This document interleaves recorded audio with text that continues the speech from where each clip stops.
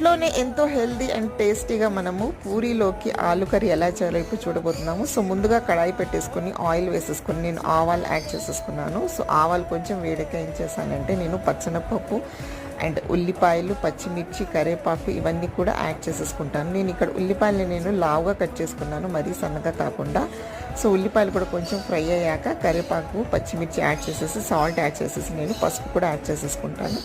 So దీని తర్వాత నేను చేస్తానంటే కొంచెం వాటర్ వేసేసుకొని ఉల్లిపాయలను మగ్గనిస్తాను. ఉల్లిపాయలు మగ్గిన తర్వాత నేనేం చేస్తానంటే ఒక 2 స్పూన్లు శనగపిండిలో కొంచెం వాటర్ కలిపేసుకొని ఈ బ్యాటర్ని నేను ఈ ఆనియన్స్కి యాడ్ చేసేసుకుంటాను కదా. సో దీనివల్ల ఏంటంటే మనకి ఈ కర్రీలో మనకి థిక్నెస్ అనేది ఫామ్ అవుతుంది అనమాట శనగపిండి వేయడం వల్ల.